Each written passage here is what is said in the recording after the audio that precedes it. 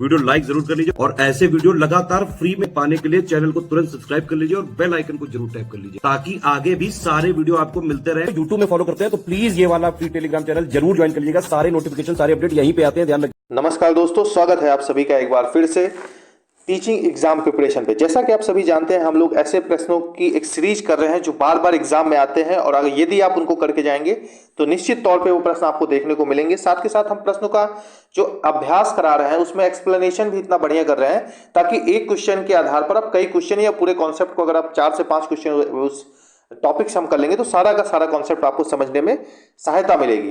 तो चलिए शुरू करते हैं। लेकिन शुरू करने से पहले आपको बता दूं कि यदि आप कोई भी कोर्स लेना चाह रहे हैं स्टडी फॉर सिविल सर्विसेज से, तो यूपी पीसीएस, यूपीएससी किसी भी कोर्स के लिए, तो आप यहाँ नंबर पे कोर्स कांटेक्ट कर सकते हैं और टेलीग्राम ग्रुप को ज्वाइन कर सकते हैं। जैसा कि आप जानते हैं कि ये जो टीचिंग एग्जाम प्रिपरेशन है वो स्टडी फॉर सिविल सर्विसेज के तहत ही चलाया जा रहा है। पहला हम लोग प्रश्न देखते हैं कि निम्नलिखित में से कौन सा शैक्षिक उद्देश्य ज्ञानेंद्रिय विषय के लिए विशिष्ट, मापने योग्य और प्राप्य है। देखिए, थोड़ा सा प्रश्नों को जब आप देखें तो पहले प्रश्नों को समझने का प्रयास करें। यदि आप प्रश्नों को नहीं समझ पाएंगे तो एक समस्या आएगी कि आप उत्तर का चयन सही नहीं कर पाएंगे, पेपर में तनाव रहता है। तो ज्ञानेंद्रियों के विषय के लिए, ठीक है, विशिष्ट, मापने योग्य, प्राप्य है। अब यहाँ पे अगर आप देखें तो यहाँ पे आ रहा है कि विद्यार्थियों को पता होगा कि चींटियां जमीन पर गिरी मिठाइयां पर क्यों एकत्रित हो जाती है। मतलब जो जमीन पे मीठा गिर जाता है उस पे जो है चींटियां क्यों एकत्रित हो जाती हैं, ठीक है। बी है कि ज्ञानेंद्रियों के महत्व को समझकर विद्यार्थी अपनी ज्ञानेंद्रियों की अच्छी तरह से देखभाल करेंगे। सी कि विद्यार्थी एक चित्र के द्वारा समझाएंगे कि 3 विभिन्न पशुओं में उत्कृष्ट ज्ञानेंद्रिय किस पर बढ़िया काम करती है या किस प्रकार काम करती है।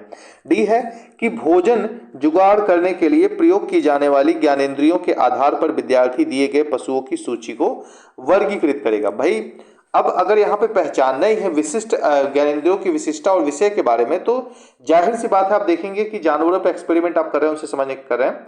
तो जो भोजन को इकट्ठा करने के लिए विभिन्न ज्ञानेंद्रियों का प्रयोग करते हैं, नाक का, कान का, पंजों का, मुख का, ठीक है, आंख का, जो भी सेंसेस होते हैं उन पशुओं का वर्गीकरण करके हम बढ़िया से समझा पाएंगे। तो ऐसे प्रश्न को समझना आवश्यक है। बिना अगर आप प्रश्न समझे आगे बढ़ेंगे तो जो है थोड़ा सा इस तरह के प्रश्न कठिन लग सकते हैं, अन्यथा होते नहीं है। इसी का अभ्यास हम लोग कर रहे हैं यहाँ पे। प्रयोग, अगला प्रश्न है कि प्रयोग से हम विशिष्ट निष्कर्ष प्राप्त कर पाते हैं, ठीक है। जब हम एक्सपेरिमेंट करते हैं तो कुछ ना कुछ रिजल्ट आता है और एक निष्कर्ष पे पहुंचते हैं। प्रयोग के उपयोग से विशिष्ट निष्कर्ष प्राप्त करने का निम्नलिखित में से कौन सा सर्वश्रेष्ठ उदाहरण है। अब इस जो एग्जाम्पल है उसमें से कौन सा बढ़िया होगा, आपको अपना दिमाग लगाना है। भोजन पचाने में लगने वाला समय ज्ञात करने के लिए सभी, यहाँ पे देखिएगा, भोजन पचाने में लगने वाला जो टाइम है उसको ज्ञात करने के लिए सभी विद्यार्थियों को एक समान भोजन खाने को कहा जाए, ठीक है। कक्षा में विभिन्न स्थानों पर गुड़ के टुकड़े रखकर देखना कि अलग अलग पत्थरों पर चींटियां कितने समय में पहुंचती हैं। समझना कि चाय का गर्म प्याला ठंडा क्यों हो जाता है जब हम उस पर हवा फूंकते हैं।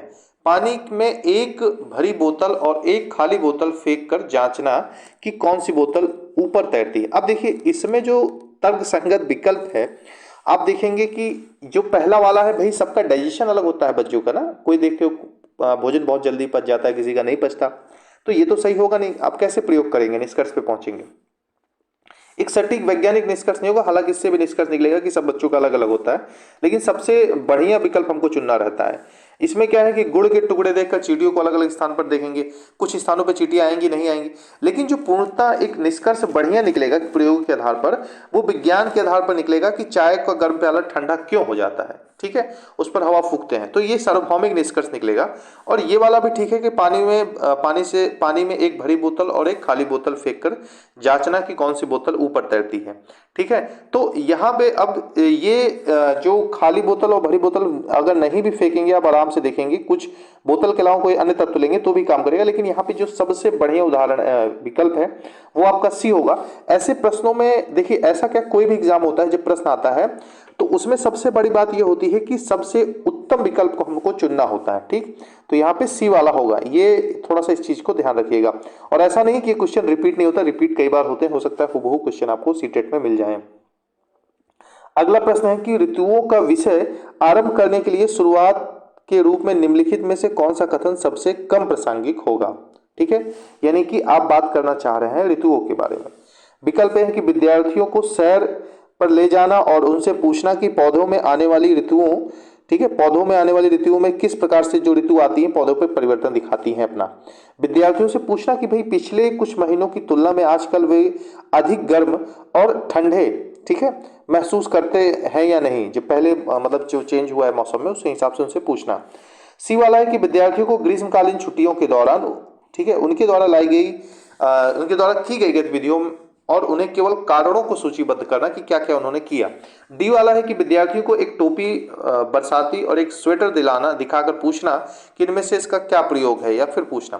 तो जाहिर सी बात है, अगर छोटे बच्चों से आप बात कर रहे हैं तो ऋतुओं के बारे में अगर उनको समझाना चाह रहे हैं तो विद्यार्थियों को सैर पे ले जाओ और उनसे पूछना कि पौधों में आने वाली ऋतुओं में किस प्रकार का परिवर्तन होता है, ठीक है। ये सबसे उत्तम विकल्प होगा। क्यों? क्योंकि आप देखेंगे कि महसूस करने वाली चीजें होती हैं, या छुट्टियों में ग्रीष्मकाल में जो पूछा जाता है, कभी भी जो बच्चे होते हैं, यहाँ पे मैंने पहले बताया कि जब आपको चुनना हो तो उनका अनुभव जानना हो या उनको सिखाने की बात हो रही है, यहाँ पे ऋतुओं की बात नहीं हो रही, बच्चों से संबंधित है, उनको जो है पहली चीज ले जाया जाए, सैर कराया जाए, वहां पे प्रत्यक्ष रूप से होते हैं तो बढ़िया सीखते हैं। उसके प्रत्यक्ष घुमा के आप एग्जाम्पल को दिखाएंगे उनसे, और दूसरी चीज उनसे वार्तालाप करेंगे, ठीक है, उनको संवाद में इंक्लूड करेंगे। तो यहाँ पहले ऑप्शन में दोनों चीज आपको दिख रही है। चौथे प्रश्न की तरफ चलते हैं। चौथा हमारा प्रश्न है कि संचारी और गैर संचारी रोगों के बीच में अंतर समझेंगे, ठीक है। यहाँ पे उद्देश्य, शैक्षिक उद्देश्य विद्यार्थी। तो देखिए, संचारी और गैर संचारी रोग क्या है मैं आपको बता दूं।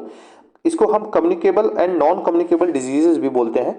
कम्युनिकेबल डिजीजेस वो है कि संचार के माध्यम से फैल जाती हैं, छूने से, ठीक है, और गैर संचारी की छूने से नहीं फैलती। जैसे कि कोरोना क्या था, एक कम्युनिकेबल डिजीज था। अब यहाँ पे देखिए कि इसमें से समझाने की बात हो रही है, तो इसके जो प्रश्नों को हम देखें, निम्नलिखित में से कौन सा प्रश्न दिए गए शैक्षिक उद्देश्यों को सबसे अच्छी तरह से परीक्षण करता है, ठीक है। विकल्प यह है कि हम कोविड से बचाव के लिए मास्क का उपयोग करते हैं लेकिन सामान्य सर्दी से बचाव के लिए नहीं। क्यों नहीं? यदि आपके माता पिता में से एक को डेंगू हुआ है तो क्या आपने डेंगू होने की संभावना अधिक है? यानी कि भाई घर में डेंगू है तो दूसरे को डेंगू हो जाएगा। सी है कि सामान्य सर्दी का संचार मधुमेह के संचार से अलग कैसे है, ठीक है। और डी है कि बैक्टीरिया और वायरस के विभिन्न प्रकारों से कौन से रोग होते हैं। अब यहाँ पे बहुत से लोग समझ गए होंगे कि इसका उत्तर क्या होगा। जनरल सी बात है कि जो संचारी रोग होते हैं, ठीक है, वो कुछ ऐसे रोग होते हैं जो छूने से फैलते हैं, ये तो मैंने पहले ही बताया। अब यहाँ पे विभिन्न विकल्प को देखेंगे तो जो सी वाला है इस पे थोड़ा ध्यान दीजिएगा। सामान्य सर्दी का संचार मधुमेह के संचार से अलग कैसे है? क्यों? क्योंकि भैया अगर जो सर्दी है, ठीक है, सर्दी आपको पता है एक संचारी रोग है। हालांकि जो वायरस के थ्रू रोग होते हैं, अगर उनका कभी टीका लग जाए, वैक्सीन लग जाए, तो वो दोबारा नहीं होते। इसीलिए एक बार जो है देखेंगे तो एक बार टीका या वैक्सीन लगती है। अब जैसे कोरोना के केस में कई बार लगी, लेकिन वो जब 2 से 3 बार जो लग गए हैं डोज, उसके बाद आपको बहुत कम संभावना है कि हो। लेकिन सर्दी के केस में ऐसा नहीं है। तो सामान्य सर्दी का संचार और मधुमेह के संचार ये मतलब कैसे फैलते हैं, अगर रोगों को आप फैलने के आधार पर देखेंगे, जैसे मास्क का उपयोग से बच सकते हैं, तो आप समझ जाएंगे कि भैया कम्युनिकेबल डिजीज और नॉन कम्युनिकेबल डिजीज कैसे होती हैं, कि भैया ये वाला रोग तो छूने से फैलता है, ये नहीं फैलता। इस अंतर को आपको समझाना रहेगा। प्रश्न नंबर 5 की तरफ बढ़ते हैं। प्रश्न नंबर 5 हमारा है कि एक शिक्षिका पृथ्वी के विभिन्न पहलुओं को पढ़ाने के लिए व्यापक रूप से स्वीकार किए गए कंप्यूटर प्रोग्राम का प्रयोग करती है, जिसमें उपग्रह से प्राप्त चित्रों के आधार पर पृथ्वी का 3D निरूपण दिखाया गया है। विकल्प इसमें है कि शैक्षिक साधन के रूप में पारंपरिक मानचित्रों की किताब की तुलना में अनुप्रयोग के लाभ इसमें बताना है। तो यहाँ पे है कि विद्यार्थियों में स्वच्छंद अध्ययन की आदत विकसित करता है ये भाई। बी है कि यह विद्यार्थियों में पृथ्वी के संबंध में पूर्व ज्ञान को पुनः याद दिलाने में सहायक होता है। अगला विकल्प है कि यह विद्यार्थियों को विभिन्न देशों की अवस्थिति को समझाने में सहायता करता है। और इसके बाद है कि यह विद्यार्थियों के भूदृश्य को समझाने में सहायता करता है। अब अगर यहाँ पे आप देखें तो जाहिर सी बात है कि विभिन्न पहलुओं को समझाने के लिए जो कंप्यूटर प्रोग्राम का प्रयोग कर रही है, ठीक है, मानचित्र किताबों की तुलना में, तो आप देखेंगे कि विद्यार्थियों को भूदृश्य को समझने में कंप्यूटर प्रोग्राम के माध्यम से बढ़िया से 3D तरीके से समझाने में सहायता करेगा। आप देखेंगे कि विजुअल जो होगा वो वर्चुअल तरीके से चीज़ों को अच्छा समझाया जा सकता है। ये हमने पहले भी एक बार देखा था कि वहाँ पे बस ये कंप्यूटर की जगह वर्चुअल लिखा था। प्रश्न नंबर 6 पे चलते हैं कि एक शिक्षक कक्षा में 2 गमलों में लगे पौधे लगाती है, मतलब गमलों में पौधे लगाती है 2, ठीक है, 2 गमलों में, उनमें से एक गुलाब का है, दूसरा अदरक का है। अब इन पौधों का प्रयोग करके निम्नलिखित में से कौन सा विषय प्रस्तुत नहीं किया जा सकता, ठीक है। पौधों में अनुकूलन को, पौधों में विविधता को, फूल के भाग को और पौधों में बीज का स्थानांतरण। ये प्रश्न बढ़िया है। अब यहाँ पे आप देखेंगे, अगर गुलाब की बात करें तो गुलाब में भी बीज होता है, लेकिन ये बात अलग है कि उसका जो हम लगाते हैं, उसका वेजिटेटिव प्रोपगेशन करते हैं, यानी कलम के माध्यम से उसको लगाते हैं, तो वहां पे देखेंगे कि वो ज्यादा सक्सेस होती है तकनीक, बीज से भी उत्पन्न होता है फूल, ठीक है, अगर उसको आप रखें। अब यहाँ पे देखें तो यहाँ पे पौधों में अनुकूलन को आप समझा सकते हैं कि पौधे अपने अपने अनुकूलन के हिसाब से बढ़ते हैं, ठीक है। ठंडी गर्मी में क्या सीजन होता है, विविधता तो है ही। फूल के भाग को, अब उनमें जो फसल तैयार होती है, लेकिन पौधों में बीज का स्थानांतरण आप देखेंगे तो अदरक में बीज नहीं होता, वो उसकी जो तना होता है उसी को, एक प्रकार से कहें तना भी नहीं है, जड़ है वो, तो उसी को काट के जो है लगाया जाता है। तो यहाँ पे आप देखेंगे कि ये सारी चीजें इसमें डी अलग हो, ये तो बहुत सिंपल सा है। बीज वाली जहां बात आती है आप समझ जाते हैं, अदरक में बीज नहीं होता है। प्रश्न नंबर 7 की तरफ बढ़ते हैं। प्रश्न नंबर 7 है कि श्री सुहाग समुदाय से प्राप्त उदाहरणों का प्रयोग करते हुए पर्यावरण में चीजों की पारस्परिक निर्भरता का विचार सिखा रहे हैं, ठीक है। और इसमें बोल रहे हैं कि कौन सा उदाहरण इस धारणा को समझाने में सबसे उपयुक्त होगा, जो नीचे दिया गया है। यातायात संकेत होगा, चाय की दुकान होगी, ठीक है, प्रत्यक्ष तालाब होगा, या सीवेज की नाली होगी। अब यहाँ पे अगर आप देखें तो आपको एक चीज समझ में आएगी कि जो ये विकल्प है, यहाँ पे यातायात का संकेत है। देखिए, समुदाय से प्राप्त पर्यावरण में चीजों की पारस्परिक निर्भरता की बात बता रहे हैं, ठीक है। तो यातायात और पर्यावरण का क्या संबंध हो सकता है, ठीक है। परित्यक्त तालाब का भी हो सकता है, ठीक है, लेकिन आप यही समझेंगे कि पारस्परिक निर्भरता क्या होगी, सीवेज नाली। अब यहाँ पे आप देखेंगे कि खासकर जो चाय की दुकान का है, ये आप लोग को लग रहा होगा कि भाई इससे क्या निर्भरता होगी ना। तो इस धारणा में देखें तो चाय की दुकान जो आप देखेंगे कि पर्यावरण चीजों की पारस्परिक निर्भरता को सिखाते हुए, यहाँ पे चाय की जो दुकान है आप देखेंगे कि जो चीजें होती हैं ठंडी में खासकर, उसमें आप देखेंगे कि एक अलग जो है तरह की कनेक्टिविटी होती है समुदाय के साथ। समुदाय के साथ से मतलब क्या है, जैसे कि समुदाय से प्राप्त चाय के जो कुल्हड़ वगैरह बनते हैं, समुदाय से प्राप्त उदाहरण, और समुदाय और एनवायरनमेंट को जो कनेक्ट कर रहा है वो सबसे बढ़िया तरीके से टी ही कर रहा है, ठीक है। चलिए आगे बढ़ते हैं। अगर आपको ये कुछ भी यहाँ पे, जैसे मुझे लगता है कि बहुत सरल था इसलिए मैं यहाँ पे चीजों को कंसीडर कर रहा हूँ, बाकी अगर आपको नहीं लग रहा है तो आप कमेंट करके बताइएगा, मैं अलग से फिर नेक्स्ट वीडियो में फिर से समझाने का प्रयास को करूंगा, ठीक है। अगले प्रश्न की तरफ बढ़ते हैं। अगला प्रश्न है, ये कथन और कारण पे है कि एक बच्चे की विकास की प्रगति को उसी क्रम के बच्चे के विकास की दर से तुलना करके सटीकता से मापा जा सकता है। अब इसका कारण क्या बता रहे हैं कि भैया, तर्क क्या दे रहे हैं इसके पीछे कि विकास का जो स्वरूप है वह गति सभी बच्चों के लिए एक समान होती है तथा सभी सांस्कृतिक परिवेश में समान होती है। ये तो पॉसिबल ही नहीं है कि सभी बच्चे समान बैकग्राउंड से आए और सभी की परिस्थितियां समान रहें, तो ये तो तर्क ही अपने आप में गलत है। और जो इसके पीछे कथन है कि एक बच्चे के विकास की प्रगति उसी उम्र के बच्चे की विकास की दर से तुलना कर सटीकता से मापा जाता है, तो दोनों गलत है भाई। बच्चे अलग अलग हिसाब से बढ़ते हैं, कोई उसी हाइट में ज्यादा दिमाग उसका विकसित हो जाता है, कोई जो है हाइट बढ़ जाती है, तो ये सब यहाँ पे नहीं मापा जा सकता। तो यहाँ दोनों कथन और कारण स्पष्ट तौर पे प्रथम दृष्टया ही गलत है। अगला हमारा प्रश्न है कि एक बच्ची फुटबॉल खेलने सीखने से पहले कूदना व छलांग मारना सीखती है, यह विकास के किस सिद्धांत को प्रदर्शित करता है? बढ़िया प्रश्न है। शीर्षगामी, ठीक है, बी है कि समीप दूराभिमुखी, परिवर्तनीय और साम्य धारण, ठीक है। तो यहाँ पे जाहिर सी बात है कि एक बच्ची फुटबॉल खेलने सीखने से पहले कूदना या छलांग मारना जो सीखती है, यह विकास का बी वाला ऑप्शन यहाँ सही होगा। समीप दूरामुखी का उदाहरण है, ठीक है। इस सिद्धांत को ये प्रस्तुत भी करता है। इस सिद्धांत के अनुसार आप देखें तो विकास जो है निकट से दूर के क्रम में होता है, और इसके अनुसार पहले केंद्र में स्थित अंगों की रचना और नियंत्रण होती है, फिर केंद्र से दूर अंगों की रचना और नियंत्रण होता है, ठीक है। यहाँ पे स्पष्ट है कि बालक पहले हाथ या पैर की मांसपेशियों पर नियंत्रण करना सीखता है, बाद में अंगुलियों के संचालन में निपुण होता है। प्रश्न नंबर 10 की तरफ पढ़ें। प्रश्न नंबर 10 है कि निम्नलिखित में से विकास के बारे में कौन सा कथन सही नहीं है, ठीक है। डेवलपमेंट के बारे में, विकास आनुवांशिक व पर्यावरण की अंतःक्रिया है। दूसरा है कि विकास का कुछ हद तक पूर्वानुमान लगाया जा सकता है। तीसरा विकल्प है कि विकास की दर एक समान व सार्वभौमिक है, और चौथा विकल्प है कि विकास सामान्य से विशिष्ट की ओर होता है। तो यहाँ पे अगर आप देखें तो जो सी वाला विकल्प है कि विकास की दर एक समान और सार्वभौमिक है, ये जो विकल्प है यहाँ पे देखेंगे कि सही नहीं है। ये कि पहले वाले में भी पूछा था, इसमें गलत पूछा था, ठीक है। बच्चों का विकास अलग अलग होता है। प्रश्न नंबर 11 की तरफ बढ़े। प्रश्न नंबर 11 है कि इसमें भी कथन करण से संबंधित है। इसमें कथन है कि बच्चे अपनी संस्कृति में व्यवहार करने के उपयुक्त तरीके अपने दोस्तों, मीडिया जैसे अन्य जो ये स्रोत है यहाँ से सीखते हैं, ठीक है। इसका तर्क क्या दे रहा है कि सामाजिकरण एक प्रक्रिया है जो बहुत से औपचारिक और अनौपचारिक साधनों के जरिए होती है।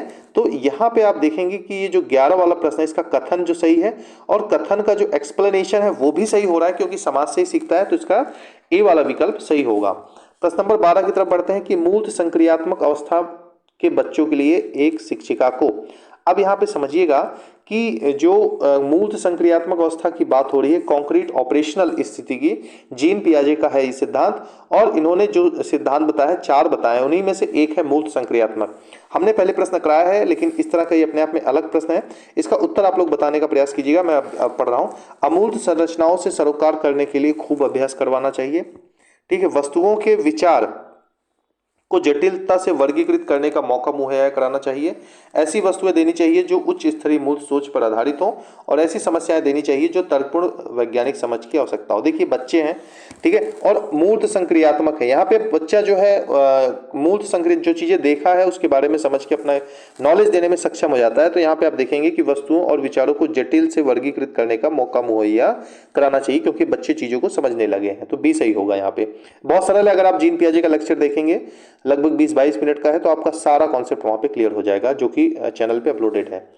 अगला प्रश्न है कि जीन पियाजे के संज्ञानात्मक विकास के किस चरण पर बच्चा समझ बना लेता है कि प्रतीकों का इस्तेमाल वस्तुओं के प्रतिनिधित्व करने के लिए किया जाता है। अगर बच्चों के समझने मान लीजिए सामने साइकिल नहीं है, तब भी साइकिल शब्द सुनकर वो समझ लेता है कि भाई साइकिल की बात हो रही है यहाँ पे। तो अब यहाँ पे देखें, ये सारी चीज हमने वहां पे कवर की है, सारे क्वेश्चन आप कर लेंगे। तो विकल्प को आपको बताते हैं, ठीक है। यहाँ पे कि पूर्व परंपरागत अवस्था इसको बोलते हैं, पूर्व संक्रियात्मक अवस्था इसको बोलते हैं, मूर्त संक्रियात्मक अवस्था बोलते हैं, और अमूर्त संक्रियात्मक अवस्था बोलते हैं। तो इसको बोलते हैं प्री ऑपरेशनल स्टेज, ठीक है। प्री ऑपरेशनल स्टेज, इसको डिटेल में चैनल पे पढ़ा है, तो आप लोग जाके देख लीजिएगा। यहाँ पे ज्यादा एक्सप्लेन करने की बात नहीं, क्योंकि उसको करेंगे तो आप जीन पियाजे यहाँ विचारकों से, जो मनोवैज्ञानिक हैं, उनसे क्वेश्चन देखने को मिलते ही मिलते हैं। तो आप जरूर से जरूर उसको देख लें। मैं आगे जो है वाइगोत्स्की का भी डाल दूंगा, ताकि आपके वहां से कुछ नंबर श्योर हो जाए। अगला प्रश्न उन्हीं से है, लेव वाइगोत्स्की से। इनका नाम इतना अजीब है कि जल्दी में लो तो जवान लड़खड़ा जाती है। 14, ये प्रश्न नंबर 14 है कि आनव 3 अंकों की संख्या का जोड़ करने में अकेले संघर्ष करता है, किंतु शिक्षिका यानी टीचर की मदद से क्या करता है कि वो ऐसा करने में सक्षम होता है। तो जो लेव वाइगोत्स्की है, उनके हिसाब से ये क्या दर्शाता है? समीपस्थ विकास का क्षेत्र दिखाता है, पुनर्बलन को दिखाता है, परिपक्वता का दिखाता है, या प्रतीक को दिखाता है? तो भैया ये यहाँ पे अगर आप देखें तो यहाँ पे ये दिखा रहा है कि जोन ऑफ प्रोक्सिमल डेवलपमेंट, समीपस्थ विकास के क्षेत्र को दिखाता है, कि जब आप साथ रहते हैं किसी के तो बढ़िया से शिक्षक की मदद से उस चीज को सीख लेते हैं। प्रश्न नंबर 15 है कि लेव वाइगोत्स्की के अनुसार अधिगम क्या है, लर्निंग को इन्होंने क्या बताया है? ए है कि ज्ञान के निर्माण की प्रक्रिया है, ज्ञान प्राप्ति करने की एक निश्चित निष्क्रिय प्रक्रिया है। सी है कि अभ्यास व दोहराव की प्रक्रिया है, और डी है उद्दीपन प्रक्रिया के संबंधों की प्रक्रिया है। अब यहाँ पे अगर आप देखें तो लेव वाइगोत्स्की के हिसाब से लर्निंग क्या है ना, कि ज्ञान के निर्माण की एक प्रक्रिया है, ठीक है। इन्होंने जैसे कि अगर आप देखें संज्ञानात्मक विकास का जो सिद्धांत है जीन पियाजे ने दिया है, उनका मानना है कि भाई पहले डेवलपमेंट देन लर्निंग। तो ये बोलते हैं लर्निंग के साथ डेवलपमेंट, ज्ञान के निर्माण की प्रक्रिया के रूप में ये देखते हैं, ठीक है। तो इसका जो उत्तर सही होगा वो ए होगा। अगले प्रश्न की तरफ चलते हैं। हमारा अगला प्रश्न है कि आसन अच्छा करती है, ठीक है, आशना अच्छा करती है, नाम ही ऐसा है, क्योंकि वह दूसरों द्वारा अच्छा देखा जाना चाहती है। तो यह लॉरेंस जो कोहलबर्ग है, उनके हिसाब से नैतिकता विकास के किस चरण में आता है ये?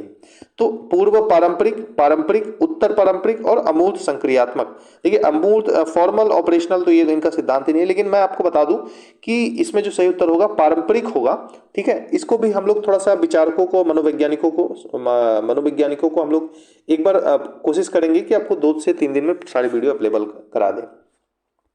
ताकि इस तरह के क्वेश्चन को आप बहुत आसानी से कर पाएं। प्रश्न नंबर 17 है कि प्रगतिशील कक्षा में सीखने का स्वरूप क्या होगा। मतलब सीखने का स्वरूप सामाजिक होता है, पाठ्य पुस्तकों से सीखने का एकमात्र स्रोत होता है, बैठने की व्यवस्था पूरी तरह से तय होती है और पाठ्यचर्या जो वो सिलेबस होता है, करिकुलम होता है, कहें तो मानकीकृत होता है।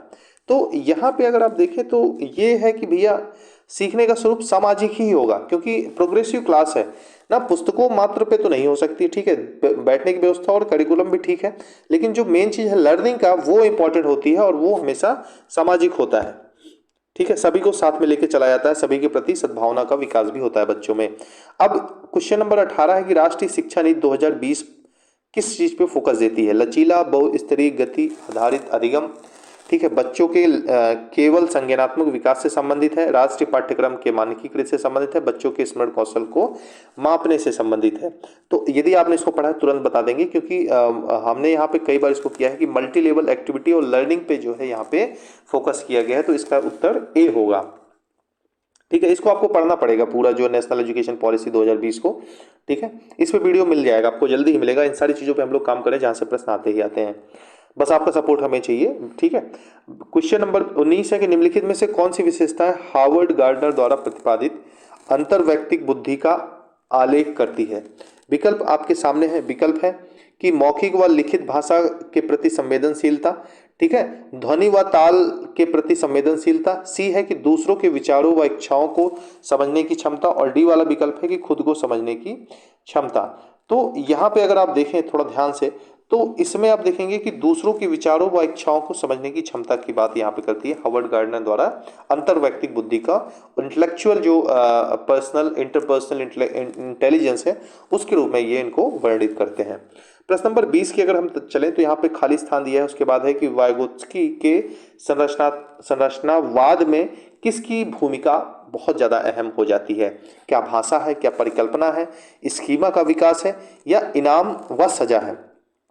देखिए अगर हम बात करें वाइगोत्स्की की, तो इन्होंने लैंग्वेज को बहुत ज्यादा इंपॉर्टेंस दिया है, ठीक है। मानते हैं कि बालक दो प्रकार से भाषा सीखता है, आंतरिक विचार से यानी कि अशाब्दिक, और बाह्य विचार से, ठीक है। अशाब्दिक अर्थात बालक के विचारों में ध्वनियों विचारों का परिवर्तन कर लेता है, तो भाषा जो है एक टूल की तरह वाइगोत्स्की मानते हैं। प्रश्न नंबर 20 है कि हमारे देश के नीचे दिए गए किन दो राज्यों के लोगों का सर्वप्रिय भोजन इडली, वड़ा, डोसा, सांभर, नारियल की चटनी है, ठीक है। मुंह में पानी आ गया होगा, लेकिन बड़ा बढ़िया है, आप समझ गए होंगे कि हम लोग तो समोसा मोसा खाते हैं ज्यादातर, ठीक है। इडली, वड़ा, डोसा ये सारी चीजें कहाँ पे खाई थी है? दक्षिण भारत में खाई थी। लेकिन रुकिए, यहाँ पे विकल्प कई सारे हैं, तेलंगाना, गुजरात, ओडिशा, आंध्र प्रदेश, तमिलनाडु, आंध्र प्रदेश, गोवा और केरल। अब यहाँ पे आप देखेंगे कि कैसे डिसाइड करेंगे, तो तमिलनाडु और आंध्र प्रदेश दो ऐसे राज्य हैं जहां पे लोग इडली, वड़ा, समोसा, सांभर ज्यादा नारियल की चटनी का प्रयोग करते हैं। अब भारत को विविधताओं का देश तो कहा ही जाता है, यहाँ हर राज्य की अपनी पहचान है, तो रहन सहन को लेकर खाना पीना तो अलग होगा ही, लेकिन अब तमिलनाडु और आंध्र प्रदेश जब साथ मिलेंगे तभी ये उत्तर सही हो पाएगा। चलिए अगला प्रश्न लेते हैं, प्रश्न नंबर 22। प्रश्न नंबर 22 कहता है, वैसे आपको मैं थोड़ा सा बता भी दूं कि जैसे कि ढोकला वगैरह गुजरात में खाया जाता है, छेना पेड़ा अगर पूछा जाए, ठीक है, छेना पेड़ा बहुत फेमस है उड़ीसा का, और वहां पे उड़ीसा में जो खाजा होता है, खाजा मिठाई प्रकार की होती है, वो बहुत फेमस है जगन्नाथपुरी के मंदिर जी की, ठीक है। और आंध्र प्रदेश में एक और है छिपा पुलुसु करके, जो वहां पे फेमस है, और केरल की अगर है तो एडिसेडी इसको बोलते हैं, ठीक है। आगे चलते हैं, अगले प्रश्न चलते हैं, इसको कभी और चर्चा कर लेंगे, कौन सी चीज कहाँ की फेमस है। यदि कोई व्यक्ति मुंबई से चंडीगढ़ जा रहा है, भारत का केंद्र प्रदेश, ठीक है, केंद्र शासित प्रदेश है, तो सबसे छोटे रेल मार्ग से होकर रेलगाड़ी गुजरेगी। अब देखिए पहले वाला जो प्रश्न किया था हमने, इसको आपको याद होगा, उसमें और इसमें साम्यता है, लेकिन विकल्प अलग है, और ये मैंने दिखाने का प्रयास किया कि एग्जाम में दोनों प्रश्न, वो भी आया था और ये भी आया है। तो आप समझ रहे हैं कि अगर आपने केवल ये जो सेट कराया जा रहा है इसको लगा के जाएंगे तो आप सहृदय धन्यवाद देंगे, ठीक है।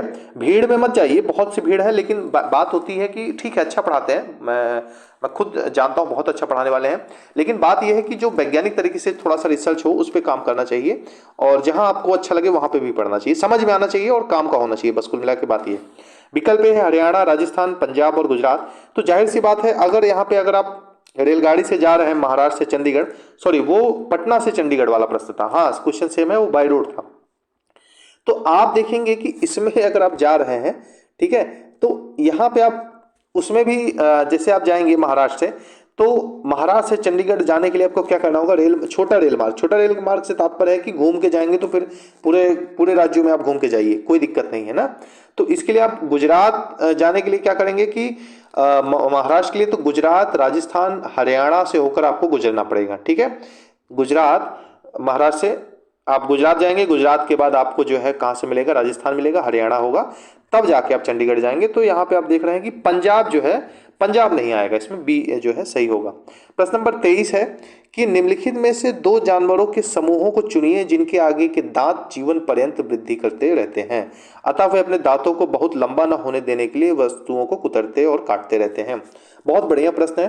प्रश्न आपको आपने पहले देखा होगा, ये अगर इसमें देखें तो कुतरने वाली बात कहाँ पे आती है, चूहा ही आता है, और इन्होंने विकल्प को इतना सरल दे रखा है कि कुतरेंगे क्यों, ठीक है, चूहा ही कुतरेगा।